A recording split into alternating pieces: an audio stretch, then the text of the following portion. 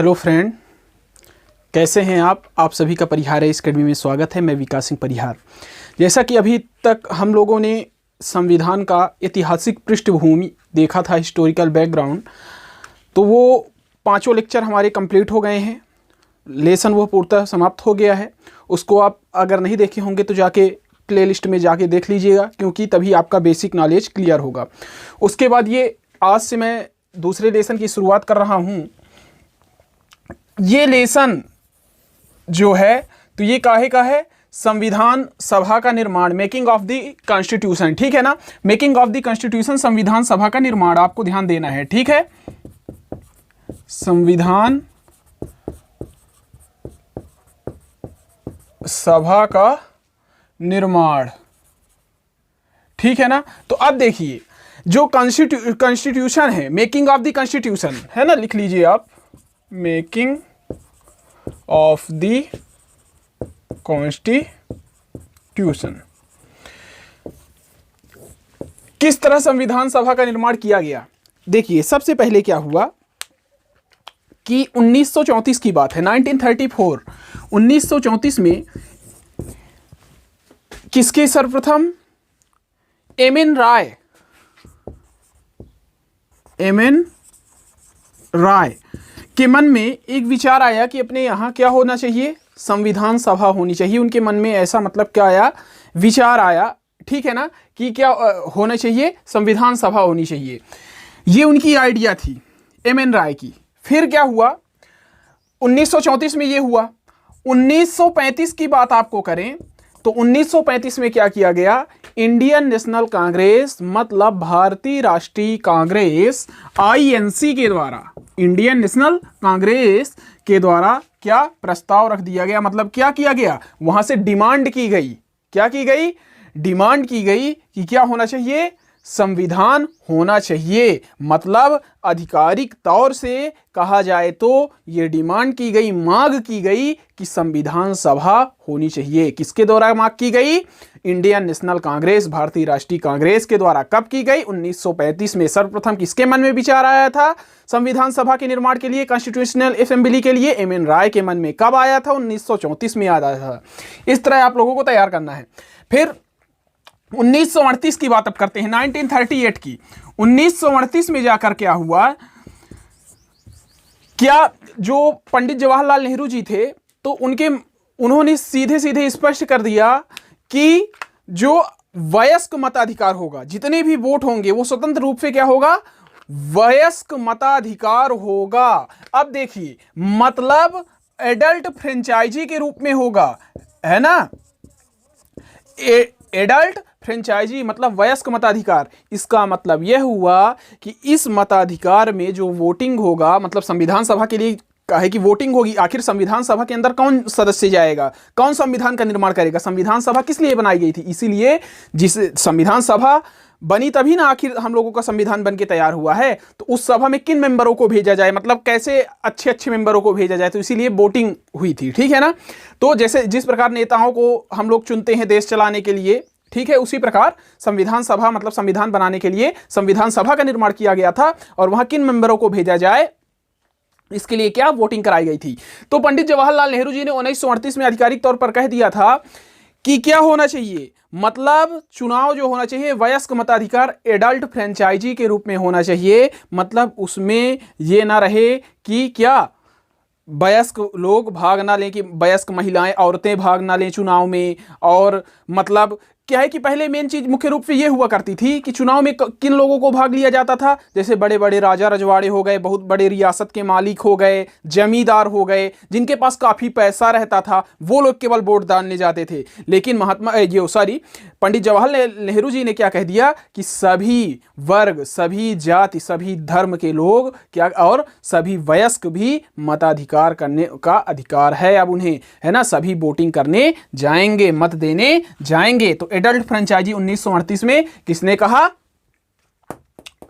पंडित जवाहरलाल नेहरू जी ने। आपको एक बात बता दूं कि बहुत सारे देशों में मतलब संविधान तो जैसे अपने यहां तो संविधान सभा के निर्माण के समय ही मतलब ये वयस्क मताधिकार का वो कर दिया गया था कि मतलब वयस्क लोग भी वोट देंगे। लेकिन सोचिए कि बहुत सी ऐसी कंट्री हैं अपने वर्ल्ड में कि जहां पर स्वतंत्रता के बावजूद भी लोगों को किसका वोटिंग का राइट नहीं दिया गया था, वोट डालने का अधिकार नहीं दिया गया था। मतलब सामान्य लोगों को, जैसे आम जनता हो गई, हम लोग जैसे हो गए आम जनता, तो उनको वोटिंग का राइट नहीं था। अच्छे पैसे वाले अगर व्यक्ति हैं, ठीक है ना, अच्छे जमींदार हैं, उन्हीं को केवल वोट डालने का अधिकार था। लेकिन अपने देश में तो कम से कम सोचिए, स्वतंत्रता के पहले अपना देश आजाद तो 1947 में हुआ था, लेकिन उसके पहले ही वोटिंग डालने का अधिकार क्या हो गया था, वोटिंग डालने का अधिकार उसमें क्या कर दिया गया था।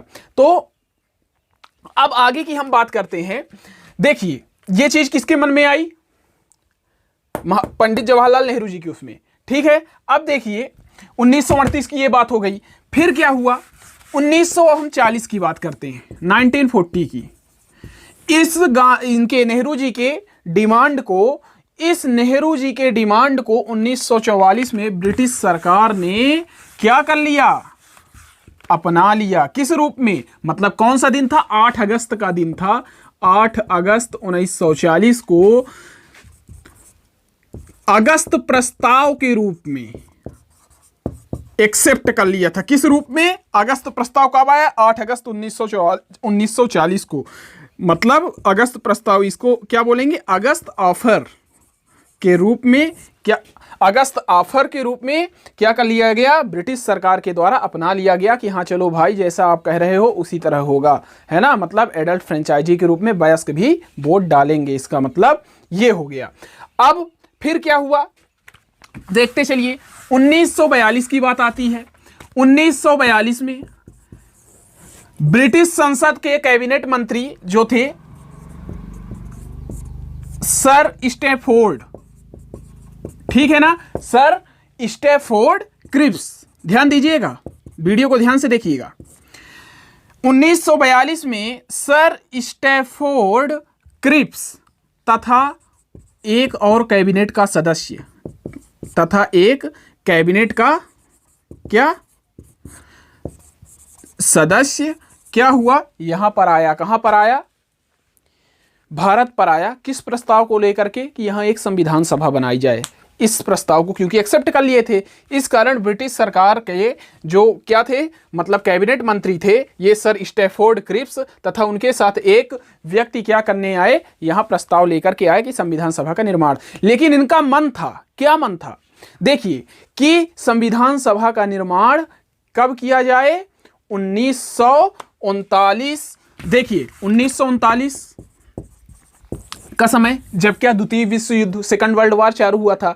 तो ब्रिटिश लोगों के ये चाल थी कि मतलब भारतीयों को भी द्वितीय विश्व युद्ध में सम्मिलित कर लिया जाए। अगर हम इन्हें अभी से संविधान के लिए स्वतंत्र कर देंगे या बना देंगे तो ये शायद हमारे साथ फिर मिलकर द्वितीय विश्व युद्ध ना लड़ें। इस कारण उन्होंने कहा कि जब द्वितीय विश्व युद्ध समाप्त हो जाएगा, मतलब 1945 में द्वितीय विश्व युद्ध समाप्त हुआ था, तो फिर क्या बोले थे, तब जाके आप लोग इसके बाद 1945 के बाद क्या करिएगा, संविधान सभा का निर्माण करिएगा, ठीक है ना। तभी जाके 1946 में हमारा संविधान सभा क्या किया गया था, वहां बैठक हुई थी, ठीक है ना।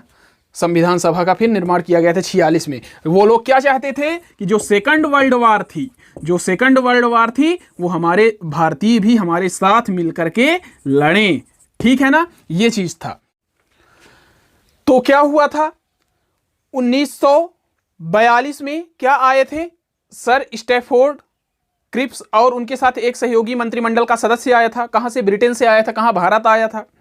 फिर जबकि मतलब संविधान सभा का ये प्रस्ताव रखा, तो मुस्लिम लीग, जैसे मुस्लिम लीग के अध्यक्ष मेन कौन थे, मोहम्मद अली जिन्ना साहब, तो उनको ये बात रास नहीं आई, नहीं पसंद आई, तो उन्होंने इसका क्या किया, करने लगे, विरोध वो करने लगे। जब मुस्लिम लीग विरोध करने लगी तो फिर क्या, अंततः एक कैबिनेट मिशन भारत भेजा गया। क्या भेजा गया, भारत कैबिनेट मिशन, कहां भेजा गया, भारत भेजा गया।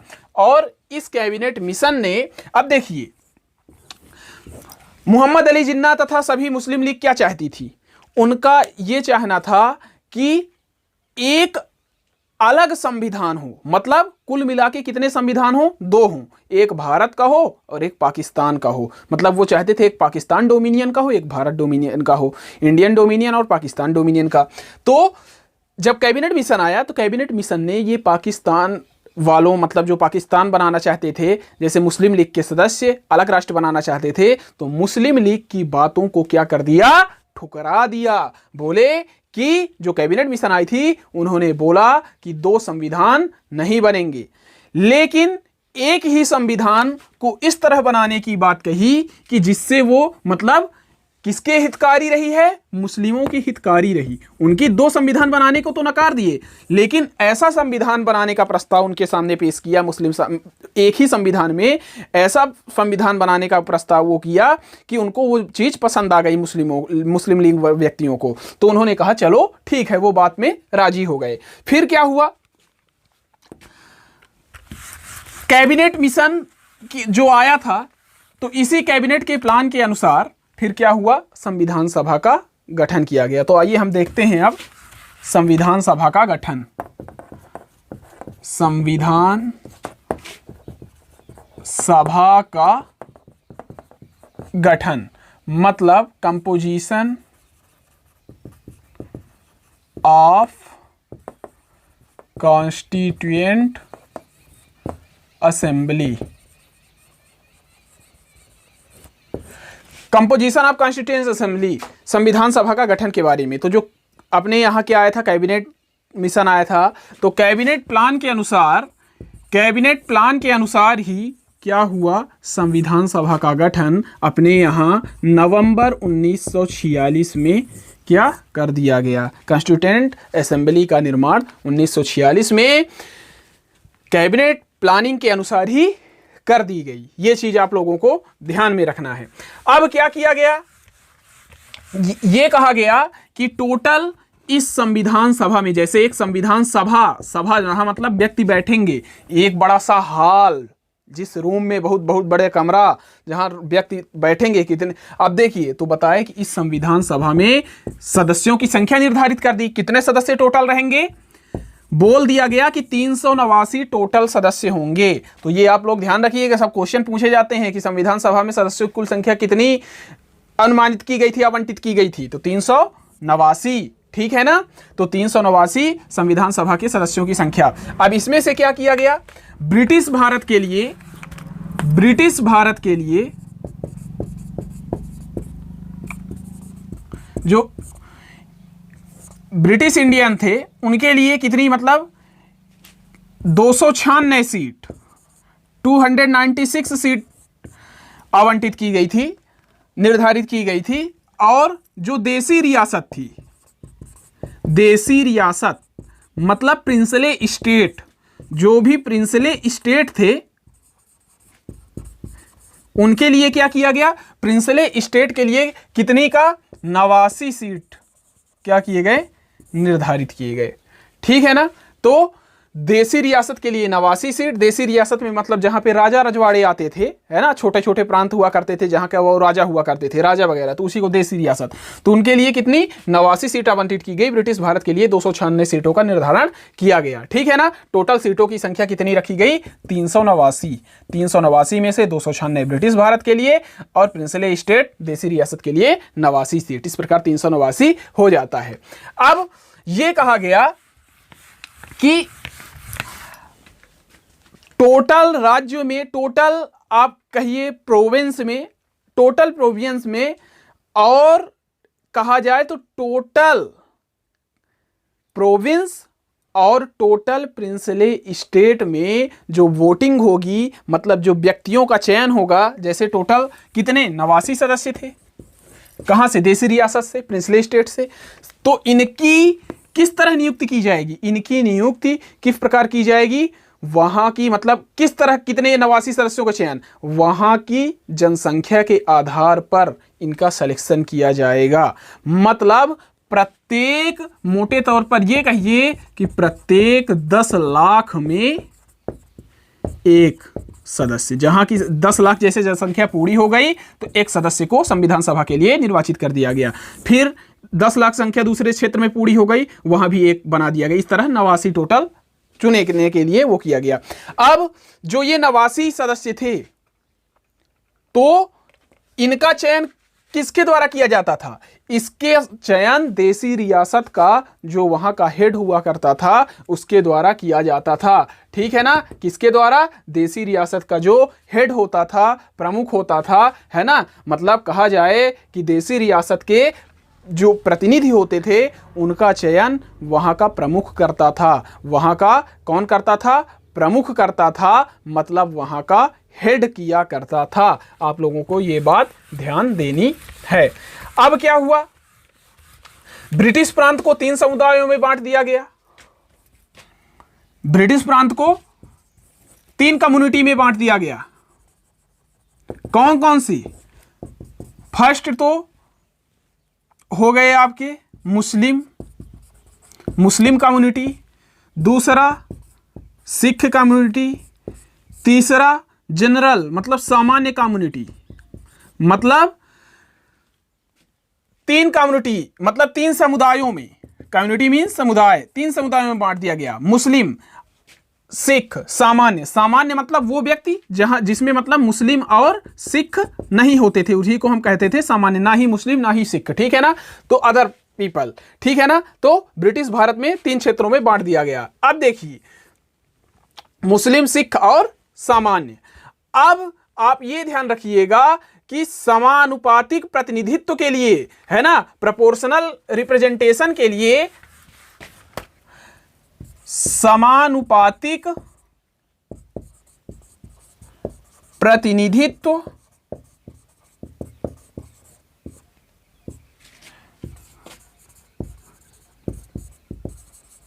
Proportional representation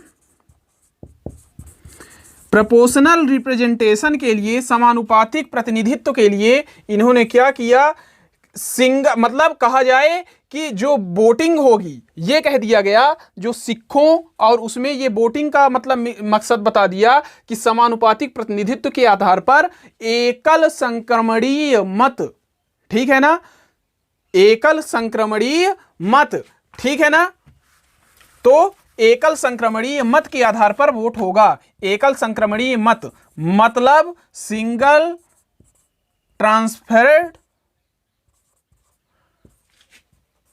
transferable vote. ठीक है ना? तो सिंगल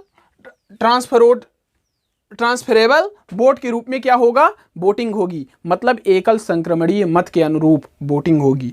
इसका मतलब यह हुआ कि जैसे राष्ट्रपति का चुनाव होता है, क्या हम लोग सामान्य जनता वोट देते जाती है, राष्ट्रपति का चयन करती है? नहीं, हम लोग एमपी और एमएलए बनाते हैं। मतलब जो अपने राज्यों से एमपी एमएलए होते हैं, मेंबर ऑफ पार्लियामेंट, जैसे लोकसभा और राज्यसभा के लोग वहां वोट देते हैं। और कौन देते हैं? MLA, member of legislative assembly, Vidhan Sabha के लोग जाते हैं, विधायक लोग वोट देने, किसको? राष्ट्रपति को वोट देने। तो ये लोग चयन करते हैं राष्ट्रपति का। हम लोग किसको? हम लोग एमपी एमएलए और इनको बनाते हैं, क्या कहते हैं, विधायकों को बनाते हैं, और ये लोग फिर जाके राष्ट्रपति को वोट देते हैं। मतलब इनडायरेक्ट चुनाव होता है, इलेक्शन होता है। किसका? प्रेसिडेंट का। हम लोग डायरेक्ट वोट नहीं देते। जैसे प्राइम मिनिस्टर को हम लोग डायरेक्ट वोट देते हैं, चयन करते हैं, है ना? और मुख्यमंत्री, सीएम का हम लोग डायरेक्ट, विधायकों का चयन हम लोग डायरेक्ट इलेक्शन कर देते हैं।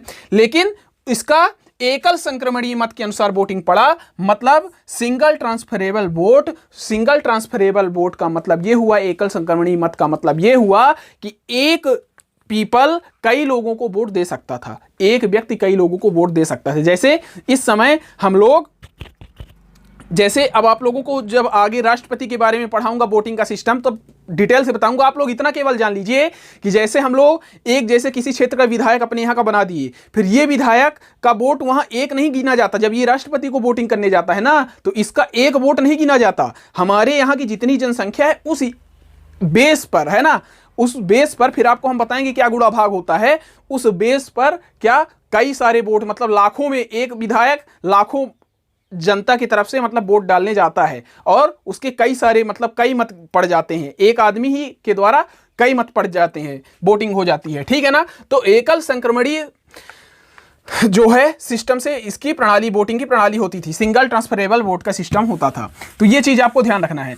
तो जो इसमें 3 कम्युनिटी बनाई थी, मुस्लिम, सिख और जनरल, तो ये कर दिया गया था कि जो मुस्लिम, सिख और जो जनरल थे, तो ये कर दिया गया था मुस्लिम जो कैंडिडेट खड़ा होगा तो उसको केवल मुस्लिम ही वोट डालेगा, जो सिख होगा तो उसको केवल सिख ही वोट डालेगा, जो जनरल होगा उसको केवल सामान्य व्यक्ति ही वोट डालेगा। जनरल में जैसे हिंदू वगैरह भी आ गए तो यही केवल क्या करेंगे, वोट डालेंगे, उन्हें ही ये राइट दिया गया था। ठीक है ना। अब ये चीज हो गया। अब हम देखिए संविधान सभा जो थी इसके लिए चुनाव कब संपन्न कराया गया था? 1946 में चुनाव कराया गया, इलेक्शन कराया गया। किस समय? जुलाई अगस्त के बीच। क्या? जुलाई अगस्त के बीच 1946 में ही क्या कराया गया? इलेक्शन कराया गया, चुनाव कराया गया। ठीक है ना। और ये चुनाव किसके लिए? जो ब्रिटिश इंडिया के लिए आरक्षित सीट थी 296, उसके लिए कराया गया था। और आपको मैं बता दूं जो देसी रियासत थी प्रिंसली स्टेट, उसके लिए कितनी सीटें आवंटित थी? 89 सीटें, लेकिन इनकी सीटें खाली रह गई थी। तो देखिए आगे हम समझते हैं। जो जुलाई अगस्त 1946 में संविधान सभा के निर्माण के लिए जो वोटिंग कराई गई व्यक्तियों के लिए वहां, तो उसमें से 296 में वोट में किसको कितना मिला, आइए जानते हैं। इंडियन नेशनल कांग्रेस, जो भारतीय राष्ट्रीय कांग्रेस थी, उसको 208 सीट मिली। ठीक है ना। भारतीय राष्ट्रीय कांग्रेस को, इंडियन नेशनल कांग्रेस को 208 सीट मिली। ठीक है। फिर मुस्लिम लीग, मुस्लिम लीग को कितनी मिली? 73 सीट मिली थी मुस्लिम लीग, है ना। जैसे इंडियन नेशनल कांग्रेस के इनके प्रमुख कौन थे? पंडित जवाहरलाल नेहरू। मुस्लिम लीग के मेन प्रमुख कौन थे? मोहम्मद अली जिन्ना। तो इनको कितने? 73 सीट मिली। और जो अन्य जो स्वतंत्र खड़े थे, है ना किसी की साइड, जैसे अभी भी निर्दलीय खड़े होते हैं ना वोट में, कोई भी पार्टी, ना भाजपा, ना कांग्रेस, ना समाजवादी, ना कोई बसपा सपा, कोई भी पार्टी नहीं होती है, तो वो लोग क्या निर्दलीय खड़े हो। इसी प्रकार जो खड़े थे स्वतंत्र रूप से, इंडिपेंडेंट खड़े थे, स्वतंत्र रूप से खड़े थे, उन्हें इंडिपेंडेंट तरीके से उन्हें कितनी सीटें मिली थी? 15 सीटें मिली थी। अब देखिए, अब आप लोग ये समझिए कि ये हो गया 296 सीटों का चुनाव। अब जो देसी रियासत थी प्रिंसली स्टेट, उनके लिए कितनी निर्धारित सीट थी? 89। तो 89 सीट में से आपको बता दूं कि पूरी सीटें इसमें नहीं भर पाई थी। क्यों नहीं भर पाई थी? देसी रियासत जो प्रिंसली स्टेट था, क्योंकि यहाँ के रजवाड़े सोचते थे कि जब संविधान बन जाएगा तो एक स्वतंत्र राष्ट्र बना दिया जाएगा, और स्वतंत्र राष्ट्र जब बना दिया जाएगा तो फिर वहाँ प्रधानमंत्री हुआ करेंगे, मुख्यमंत्री हुआ करेंगे, तो फिर हमारा क्या काम रह जाएगा? फिर हम लोगों की तो रोजी रोटी गई, मतलब राजाओं का तो कोई काम ही नहीं रहेगा। तो इसलिए चुनाव मतलब वोटिंग करने, वोट में खड़ा होने गए ही नहीं राजा रजवाड़े, जो देसी रियासत वाले लोग थे। तो यहाँ की सीट क्या थी? खाली हो गई थी। ठीक है ना। तो ये लोग डर गए थे कि फिर भाई राजाओं को क्या कर दिया जाएगा? हटा दिया जाएगा, राजाओं का पद ही समाप्त कर दिया जाएगा, क्योंकि फिर जब स्वतंत्र राष्ट्र बन जाएगा तो वहाँ प्रधानमंत्री, मुख्यमंत्री होगा, राष्ट्रपति होगा, इस तरह के पद क्या किए जाएंगे? बना दिए जाएंगे। तो ये चीजें था।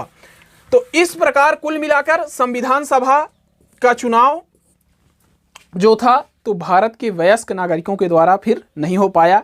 वास्तव में 1938 में जवाहरलाल नेहरू जी ने कह दिया था कि एडल्ट फ्रेंचाइजी मतलब वयस्क मताधिकार होगा, लेकिन अंततः नहीं हो पाया था, क्योंकि डायरेक्ट सभी जनता मिलकर के वोट नहीं डाली थी। जितने मतलब मेंबर गए थे उसके अंदर, संविधान सभा के अंदर, तो हम डायरेक्ट सभी जनता वोट नहीं डाली थी। कौन डाला था वोट? वोट वही व्यक्ति डाला था, मतलब जो बड़े बड़े पीपल्स थे, है ना, पैसा वाले थे, वो तो डाले ही थे। उसके अलावा कौन डाला था वोट? जो वहाँ के, जैसे देसी रियासत में कौन डाला था? जो वहाँ का प्रमुख होता था। ठीक है ना। तो वही उसका चयन करता था। जैसे ब्रिटिश, मेन कुल मिला के ब्रिटिश वाले ही किया करते थे। लेकिन एक चीज़ बता दूं कि जो संविधान सभा थी तो इसको मुख्य रूप से इसलिए भारत सरकार के द्वारा, मतलब इंडियन गवर्नमेंट के द्वारा एक्सेप्ट कर लिया गया, क्योंकि इसमें सभी वर्ग के लोग थे। इस संविधान सभा के अंदर मुस्लिम जनता भी थी, सिख जनता भी थी, पारसी जनता भी थी, ईसाई जनता भी थी। ठीक है ना। एसटी भी थे, एससी भी थे, मतलब अनुसूचित जातियां भी थी, अनुसूचित जनजातियां भी थी। सभी वर्ग के लोग इसके अंदर थे इस संविधान सभा में। मतलब जितनी 389 सीटें थीं तो पूरी तो नहीं भर पाई थी, लेकिन ये कहिए कि जितने व्यक्ति थे उसमें सभी वर्ग के लोग थे। लेकिन एक चीज को बता दूं कि अगर अपवाद स्वरूप कहा जाए तो दो महान शख्सियत, एक तो इंडियन नेशनल कांग्रेस की तरफ से कौन नहीं थे, एमके गांधी जी नहीं थे, मतलब मोहनदास करमचंद गांधी मीन्स महात्मा गांधी नहीं थे। और दूसरी तरफ इन आपका ये मुस्लिम लीग का कौन नहीं था व्यक्ति, मोहम्मद अली जिन्ना। मोहम्मद अली कौन नहीं थे, जिन्ना साहब भी नहीं थे। किसमें नहीं थे, जो संविधान सभा थी, ठीक है ना, दो लोग नहीं थे, ना तो महात्मा गांधी थे ना मोहम्मद अली जिन्ना, और बाकी मतलब हर वर्ग के लोग इसमें क्या थे, इस संविधान सभा के अंदर गए थे। तो आगे का लेक्चर हम अगली वीडियो में डालेंगे। ये वीडियो आपको कैसी लगी, अगर पसंद आई हो तो चैनल को सब्सक्राइब कर लीजिएगा, अगर नहीं किए होंगे तो लाइक कर लीजिएगा। अगर वीडियो पसंद आई होगी तो अपना प्रत्युत्तर जरूर कमेंट बॉक्स में देंगे। धन्यवाद।